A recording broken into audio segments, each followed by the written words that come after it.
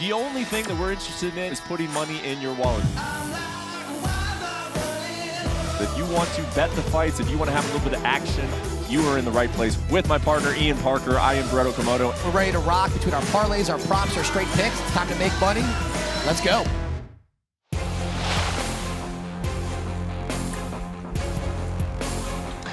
Welcome back into UFC Best Bets. We are here pretty much every single week, and that is where we will be this weekend. The UFC Apex in Las Vegas. Return home to Las Vegas after the UFC had been on the road for a little bit. We had Singapore, then we were in Austin, and now we are back to the friendly confines of Las Vegas. Hello, everybody. I am Okamoto. As always, I am alongside my partner, Ian Parker, who is going to be breaking down the UFC Fight Night card this weekend for all things gambling related. We are going to hopefully tell you how to win some money on the fights this weekend. But before we do, hello, Ian. How are you? And how did we do last weekend in Austin? I know that you were you got a little aggressive. You took some shots last weekend. How did we shake out? Yeah, unfortunately, last week was similar to the week before. We went 2-2. We missed on the parlay. You know, unfortunately, Cerrone and Lozon, that fight is just plagued to not happen because, honestly, that was the one I was most confident in not going the distance. You know, and unfortunately, that first fight with Kyle Dawkins, not only did it cost us a best bet, it cost us the parlay. And then we move on. We're going to fight another day. We're going to get it done this week. I see a lot of promising matchups here. We're going to be better this week. We have to be better, and we will be.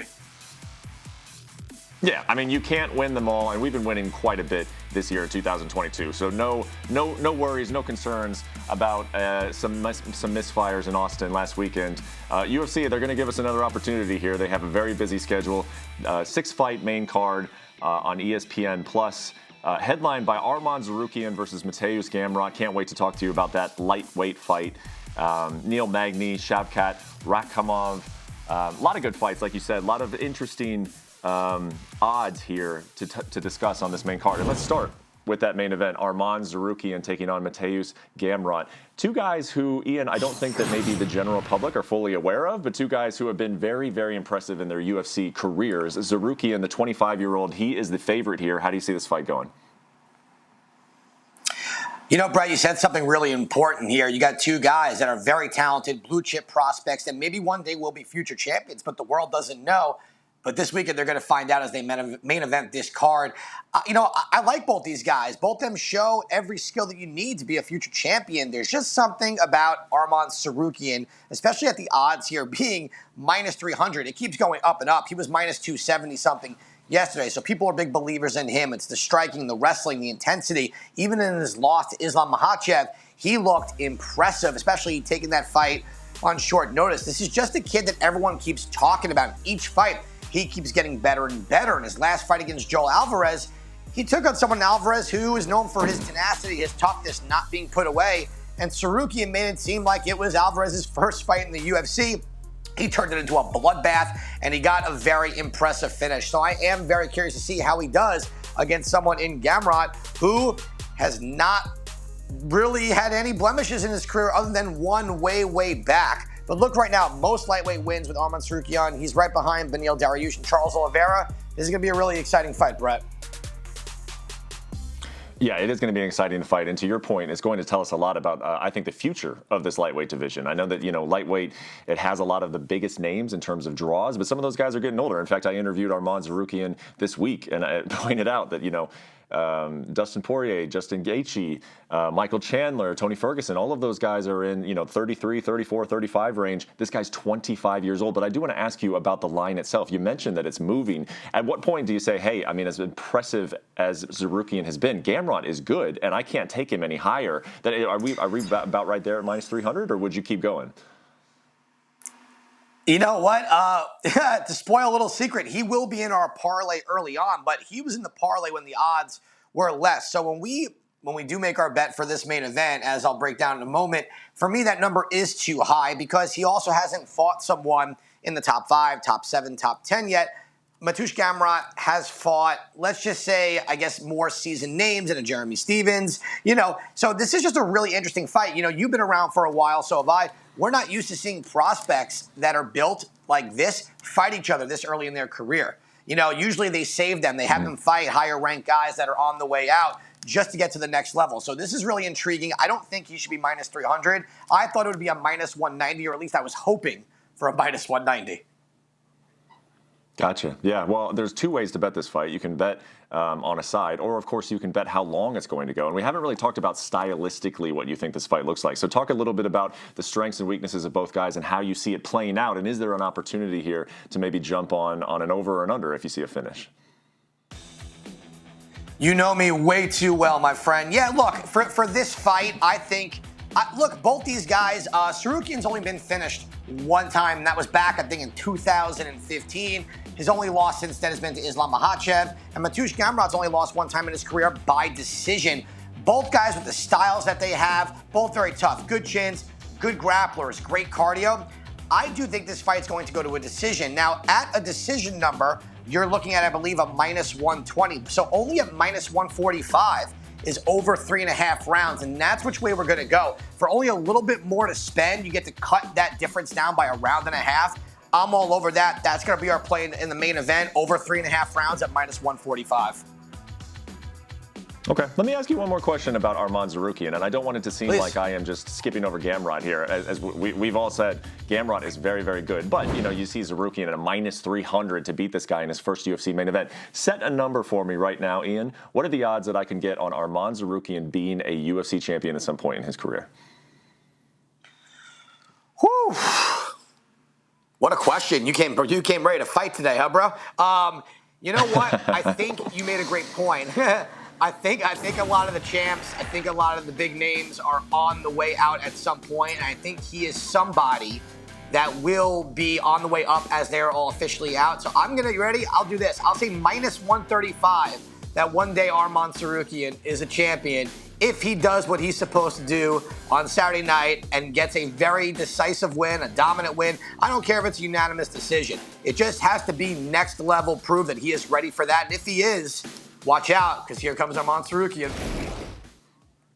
Minus 135. Goodness. I mean, the guy's only 25 years old. And so the reason I asked the question was because I think he's got a great chance to be a champion. But you would put it at a minus. Wow. With everything that goes on, as hard as it is to become a UFC champion, especially in that lightweight division, minus money on Arman Tsarukyan. Well, hey, that tells you just how high Ian Parker is on Arman Tsarukyan. He's not the only one. This guy is brimming with talent at 25 years old. Okay, let's move to the 170-pound co-main event. It is Neil Magny taking on Shavkat Rakhmonov. And Rakhmonov, 15-0, another guy that a lot of people in this industry are very, very high on. But how many times have we seen this play out, Ian? We overlook Neil Magny, and the guy goes out and gets it done and upsets your parlay, upsets your picks because he takes out a guy who's got a lot of hype behind him. Does that happen again on Saturday? Do we not want to bet against Neil Magny here? Well, look, good news is that we've been on the side of Neil Magny every time people have told us not to be, because we believe in the skills, we believe in the IQ, we believe in just how he fights. He's a decision machine, right? Now, where I'm a little concerned here is I think Rakhmonov is the real deal. But again, to your point, where does he really fit in this division? He hasn't fought anybody, which is not his fault. He's on the rise. He's another hype train that maybe does not get derailed here. But I find this matchup very interesting, and I give credit to Neil Magny for taking this, because you have a guy who's coming to the UFC, and he's just been a finishing machine. Everyone you put in front of him, he's submitting a guy who doesn't get submitted, who's a Brazilian Jiu-Jitsu champion. Then he knocks out his next opponent, who's supposed to be a black belt in kickboxing. This guy just keeps surprising us with his spinning attacks, his aggression. But he's fighting someone in Neil Magny who has essentially fought the best in the division, who doesn't have too many holes in his game, only when he sits back, but that's not how Neil is. So we are going to twist this a little bit. We're going to go back to the over-unders here, because I'm going to bet and rely on Neil Magny's durability, his IQ. He's not someone who's going to get in a brawl, and he doesn't get hit all that often. I mean, look when he fought Hector Lombard. He got destroyed, came back and won that fight. So we're going to go over 1.5 here. Therefore, we don't have to worry about the big dog or the big favorite. I'm relying on Magny's durability and smart to get us into the third round. So true, man. So true. If you're having a little bit of hesitancy depending on Neil Magny to get a win here, I feel like you can have more dependency on him knowing how to extend the fight, how to draw the fight, to how to eliminate damage. That is just the veteran chip of Neil Magny, the smarts. I think you said it all right there. Okay, let's move to the heavyweight division. Josh Parisian taking on Alan Boudou. You know, I just got to say, these two guys, they're still trying to show that they're UFC caliber. Josh Parisian is 1-2 in the UFC. Boudou is officially 0-2. He should be 0-3. He had a knockout loss to Nascimento, changed because of a drug suspension. But these two guys have not had a whole lot of success so far in the UFC. But that means their backs are against the wall, and they really both need a win. Who are we going with here in the heavyweight division? Hold on, do the old coin flip here. No, you know what? For this fight, I think Almado is fighting for his roster spot, and Parisian at 1-2 might be also, but I see a big difference in talent and skill. I think Josh Parisian has the higher ceiling, whatever that may be between the two. He's a better striker. He's got better cardio. I think he's got more ways to win here. Boudou has showed us literally nothing so far. He doesn't throw. He doesn't have any takedown defense. I don't really know what to even say about this guy. So and I'm shocked the odds are even this, maybe because Parisian got out wrestled by Dontel Mays, but I'm going Parisian in this fight at those odds. Okay, yeah. I mean, for you to say a coin flip, though, but you also said, and I mean, hey, we're not being mean here. We're just breaking down the fights here from a gambling perspective. Yeah. Boudou has not shown. Boudou has not shown anything. He has not shown anything. So how much confidence do you have in Parisian here? You know what? I have more confidence if you feel like you're sitting in front of the TV, like I have to bet this fight. I would say maybe go over 1.5, but Boudou just really doesn't show me anything, and Parisian does have something. We've seen it in 2 of his wins. Yep. Okay, let's move to that 155-pound division. I'm going to call this fight the fight of the quality losses, Ian, because you've got Thiago Moises taking on Christos Giagos. Moises is 4-4 in the UFC, which does not sound that great, but his losses have come to, Benil Dariush, Islam Makhachev, Joel Alvarez, who we mentioned earlier, who has shown a lot of potential, Imagulov, who we just saw last week, is a phenomenal lightweight. Giagos, kind of the same deal, 4-3 in the UFC. His losses are to Oliveira, Drakkar Klose, who is solid, and then Arman Tsarukyan, who is in the main event. So these guys, not super, their resumes are not going to jump off the screen at you, but they have fought very, very high competition. What do you think about this style matchup, and who do we like ultimately? Well, look, Giagos is a very tough fighter, just sometimes gets himself too caught up in throwing too much power behind his punches instead of letting it flow, and he tends to leave himself open, and that's when he gets knocked out or finished. He's fighting someone, Thiago Moises, who is a world-renowned grappler, excellent jiu-jitsu, but what's impressive is his striking keeps getting better and better, which makes his jiu-jitsu more threatening. You saw it against Michael Johnson. He was losing that first round in the striking, came out in the second, got the heel hook. I see something similar happening here. Thiago Moises by submission. All right, a method of victory. I like it. Thiago Moises by submission. Let's go to the Bantamweight division, where it's been very good so far for Umar Nurmagomedov. He is 2-0 in the UFC. He's had finishes in both. He's 14-0 overall in his professional career, taking on a guy who is solid in Nate Maness. He's shown some skills in the octagon so far. He is 3-0 in the UFC. He's coming off the back-to-back finishes himself. Of course, a lot of hype around anybody with the last name of Nurmagomedov. How are you trying to bet this fight, and Umar just in general in his career? Well, right now, you got to just find a way to get those odds down at -900. That's an insane number. I guess deservedly so after what he did to Brian Kelleher in his last fight, because Kelleher's a tough guy to put away, and Umar made it look kind of easy.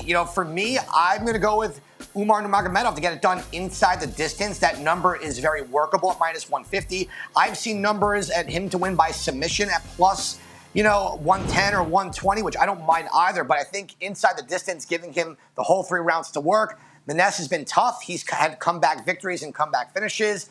I just think Nurmagomedov is the real deal, and I like how they're building him slowly. So for me, inside the distance is a pretty comfortable play here at -150.